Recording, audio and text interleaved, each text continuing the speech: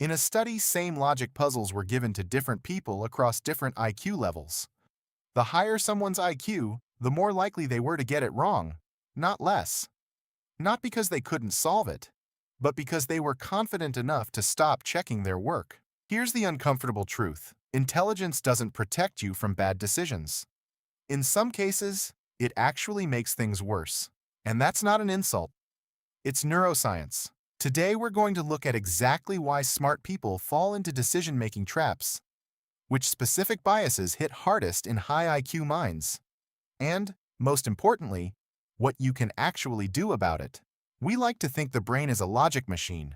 Input goes in, reasoning happens, the best decision comes out. But that's not how it works. Psychologist Daniel Kahneman spent decades studying this. He found the brain actually runs on two systems. System 1 is fast, automatic, emotional. It's the part that catches a ball before you think about physics. It makes thousands of micro decisions every day without you noticing. System 2 is slow, deliberate, analytical. It's what you use to solve a math problem or plan a budget. Here's the trap. Smart people overtrust System 2. They believe that because they can think analytically, they are thinking analytically, even when they're not. In reality, System 1 is making the call most of the time. System 2 just shows up afterward to explain why the decision was actually correct. Psychologists call this post hoc rationalization. Your brain constructs a logical-sounding reason after the gut already decided. The smarter you are, the better you are at building that convincing story, which means smarter people are often better at justifying bad decisions, not avoiding them. There are hundreds of cognitive biases, but a few are especially dangerous for high-achieving, analytical minds. Bias 1. Overconfidence. Studies consistently show that the more expertise someone has in one area, the more they assume their judgment is reliable in other areas too. A successful entrepreneur assumes they'd make a great investor. A brilliant scientist assumes they understand geopolitics. A top lawyer assumes they're also a great parent because they're great at arguing. This is called the halo effect. One genuine strength creates a glow that makes everything else look competent too. The fix. Actively separate domains. Ask yourself, am I actually qualified to judge this? Or am I borrowing confidence from somewhere else? Bias 2. Analysis. Paralysis meets sunk cost. Smart people gather more information before deciding. That sounds good. But more information often creates more attachment to the idea of being right. Once you've spent 3 hours researching something, you're invested. Now you're not just evaluating options. You're defending the time you already spent. This is the sunk cost fallacy, and it hits hardest on people who pride themselves on being thorough because thoroughness creates psychological ownership. The fix. Before deciding, set a tripwire in advance. Ask, what would have to be true for me to walk away from this? Write it down before you start researching. Bias 3. Confirmation bias. On steroids. Everyone has confirmation bias, the tendency to seek out information that supports what we already believe. But smart people do something extra dangerous. They use their intelligence to debunk contradicting evidence rather than consider it. If you show an average person evidence that contradicts their belief, they might feel unsure. If you show a highly intelligent person the same evidence, they're more likely to find a flaw in the study, question the methodology, or reframe the data. Researchers call this motivated skepticism. Your analytical skills become a weapon against your own accuracy. The fix. Steelman the opposition. Before dismissing a contradicting view, force yourself to make the strongest possible case for it.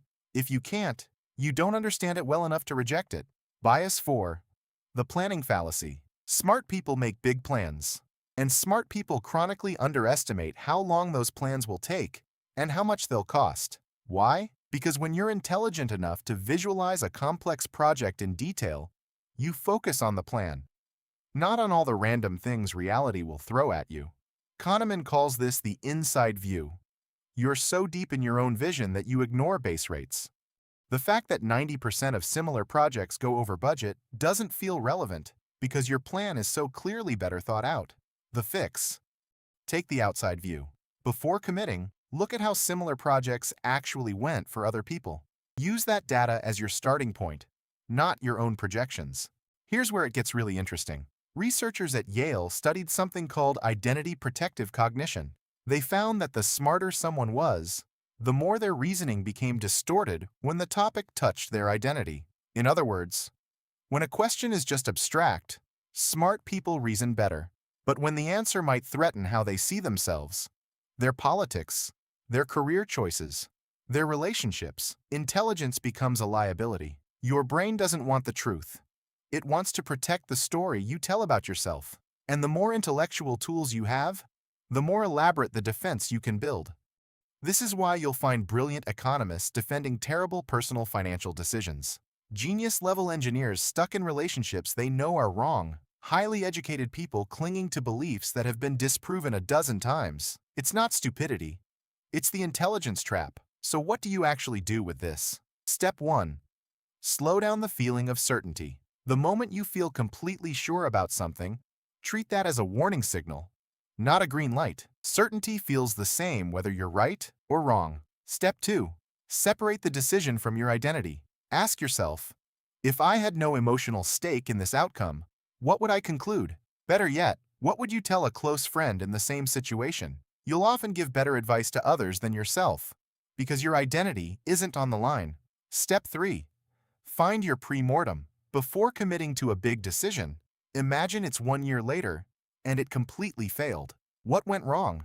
This forces System 2 to actually engage with risk, instead of just rationalizing optimism. Step 4.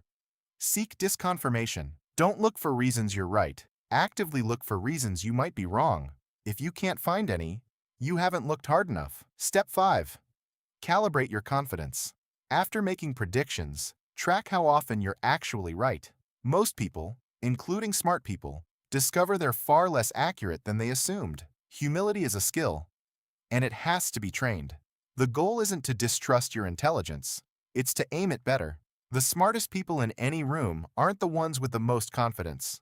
They're the ones who've learned where their thinking breaks down and built habits to catch it before it does damage. Your brain is powerful, but it's not objective, and knowing that difference is probably the most useful thing you can know. If this made you think of a decision you've been avoiding, or one you maybe made for the wrong reasons, drop it in the comments.